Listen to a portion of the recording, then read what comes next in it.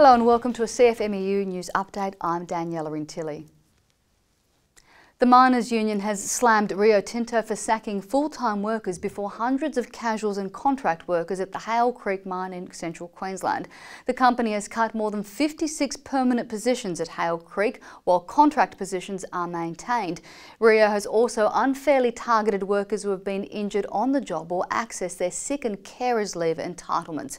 Available today is Queensland District President Stephen Smythe.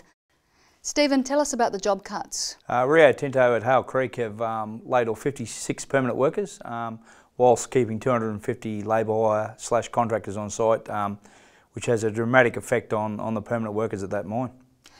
Stephen, Rio has refused to comment on its targeting of workers who have been injured. Tell us about that. What's happened is Rio has actually gone out on an orchestrated attack on those workers who have been either injured in the workplace or through illness. One guy in particular had cancer, and they've gone about systematically targeting those workers and used the excuse of what was an entitlement sick leave to remove the workers from the workplace, which is in our view just outrageous. Stephen, thanks for joining us. Thank you. One of those personally affected by the cuts is worker and single mother from Mackay, Amanda Baldy. We were informed at that point in time that it would be a mix of both contractors and permanent employees. It turns out that they made the permanent employees redundant.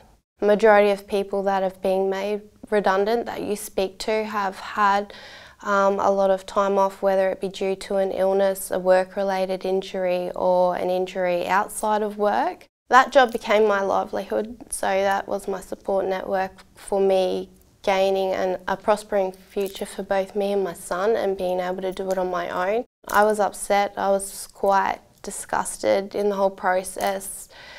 Yeah, it ranged from person to person depending on story as well, but overall in general, yeah, a lot of people were disgusted in the way they did it, yeah. The union is calling on Brazilian multinational Vale to outline its exact plans for the Camberwell and Glennies Creek mines in the Hunter Valley. Vale subsidiary Integra has announced it will close the two mines, with 500 full-time workers losing their jobs. But Northern District President Peter Jordan said workers were concerned by reports the closure was part of a plan to sell to another company which will employ workers under a new workplace arrangement.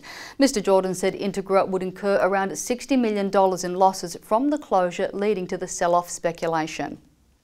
Meanwhile, the Northern District has had a big win at Fair Work, with Downer EDI being ordered to reinstate 3 mining contractors sacked from Boggabri mine last year.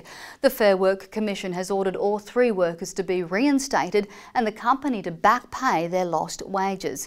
Downer EDI sacked the local contractors while retaining a number of workers on 457 visas. Northern District President Peter Jordan said the result should send a message to employers to look after local workers first. Despite profit falls and job cuts, coal miners are still delivering outstanding results for their labour, statistics show. New Bureau of Statistics data reveals less industry profits due to coal price falls, prompting multinationals to slash jobs across New South Wales and Queensland. But individual miners are still working very effectively, with each worker generating more than $1.1 million in average revenue for management.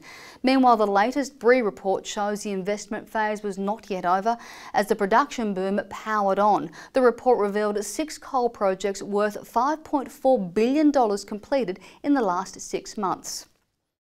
And for more information on these stories and more, you can head to the CFMEU website. I'm Daniela Rintilli. See you next time.